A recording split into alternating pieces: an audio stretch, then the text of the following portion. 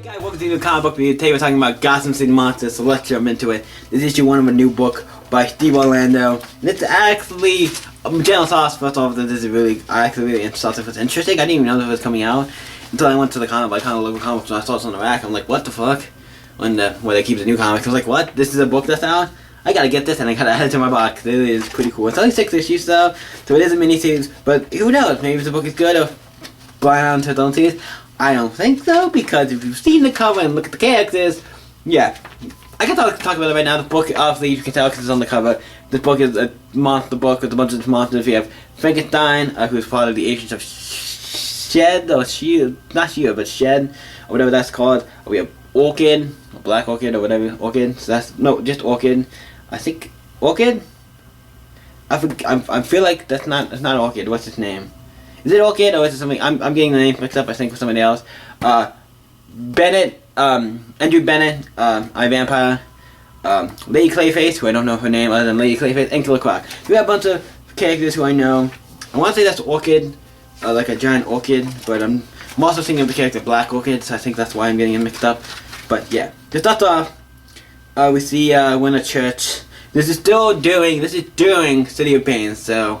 Just to give you a preference, this is during City of Bane is happening while this is going on. They're in the, I think they're in like a place called Monster City, and you see a bunch of bones, dead monsters and stuff. I don't know how that has not been removed yet by superheroes or other people, but they're here. And we start off with Andrew Bennett, and he's fighting a bunch of vampires, obviously, because that's what he does.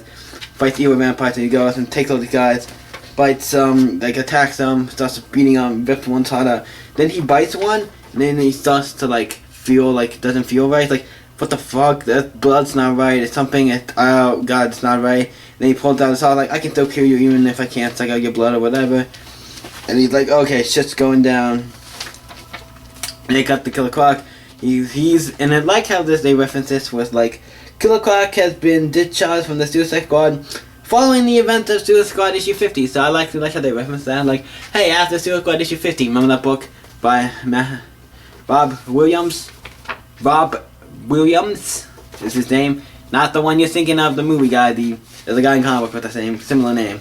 But continuing off from that run was really great. I really enjoyed. I would recommend it. I was like, that's a really good book.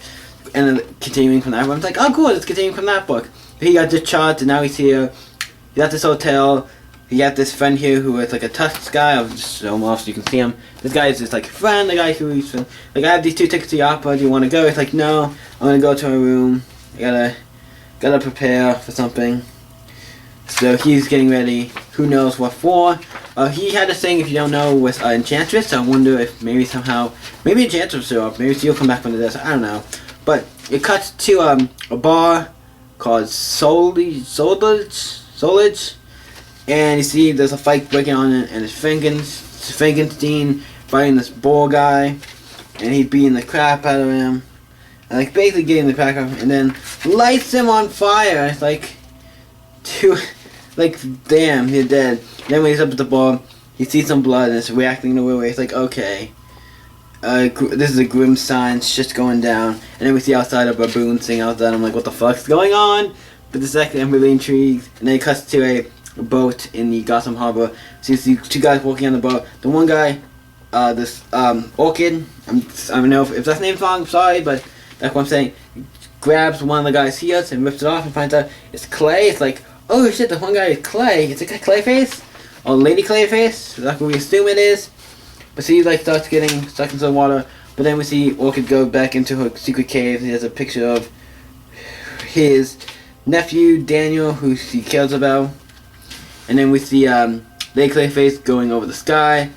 And we see she goes back into her apartment or whatever. He transforms into the guy, the fisherman he was, and also he also transforms into this other guy because he has a ticket to the play, so he's going to that. Have a good time. And then it cuts to Frankenstein. He has the chimpanzee or ape or whatever you want to call this, baboon, baboon, and he's beating him like a one, and he shoots him and kills him, and he knows that the theater is going to be the place where the ship breaks down, and we see inside the theater behind the stage there's a bunch of shit going on with the baboons, and a bunch of them in a pod and all this shit. And then Andrew Bennett shows up, and he's like, okay, they have a conversation, and he's like, Oh, I'm sorry. This is unfortunate, Benny. Andrew Bennett, and he slices him in half. But I'm not gonna.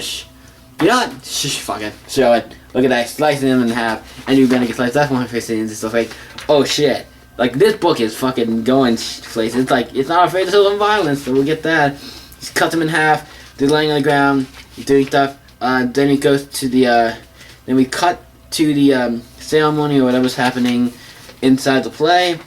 You look at a guy trapped in something, the demons look on stuff, and they do this thing, and then the baboon snaps, and all the stuff, and all the people like start falling from the mouth, so something's happening, and they're all getting infected, or something happened to all of them, and there's a big explosion, like, thing out of the top of the building, and then we got, everybody's like knocked out, or whatever, and then we see Fake that's like, this won't stop me, like we gotta, Fake that's like, I gotta go figure out what's going on, and then we find out, it is, looking if it says, let's find the rule. He's talking about rescuing the multiverse. We have this guy who I don't know technically who his name is. I'm looking if it says his name here. Oh my, once again, salvation so I don't know, it doesn't say his name, but this is called the Gods of the Monster Chapter 1. Next, the Maleficence of, it says right here. Next, the Maleficence of Malos. The Malos! If you don't know who that character is, I don't really know off the top of my head. I don't know if I've ever seen him before. So there's a lot of villains, one-off characters, so he could be a one-off character, who knows. Or just a character I've never come across before. So you never know, but still, I really enjoyed Gotham City Monsters. It was a really good first issue, sets up a lot of stuff. It was an interesting book that, I don't know if they're doing this because of Halloween. If there is, I'm like, you could have timed this better to end, I guess starting on Halloween, I guess it's great, but this was a little like, why did you let this book, you know the book came out in September, right? Why did this book come out in like October, Halloween? That would have been a good idea. Have a monster book come out in October. Or had this, you could have had this Macy's planned out way ahead of time. Like get this done way ahead of time and just do it like, I don't know, the 6 issues, so I guess you wouldn't be able to do one every week, but you could have done it like, weekly. I don't know. This is a cool thing though. Like, I'm glad it's just saying this book so it came out.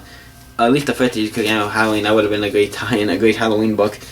But this is Gods of the Monsters #1 of Steve Orlando. I really enjoyed it. I give it a 10, mostly because I like books like this. It's a weird book. There's a bunch of cool characters in it. It's interesting, and this is straight up my alley of books I want to read. If anybody knows, I love a lot of the stuff when it comes to magic and monsters and all that kind of stuff. Characters in DC. I always love magic and all that kind of stuff, and this is definitely a magic-related book. A lot of the characters, even though the monsters, they all have magic relations. A lot of them have magic. Other than I think Killer Croc and Orchid are the only two that don't. Like it feels like a book that has to do with obviously with magic and stuff's gonna be involved in this. All kinds of crazy shit and monsters and great. This is the book I love, so I give it a 10. So I give it a, if I didn't say 10, let's show it. What do you guys think of Gotham City Monsters #1? Let me know in the comments down below and let's talk about it. You guys can always stay up. I can see you next video, guys. Bye.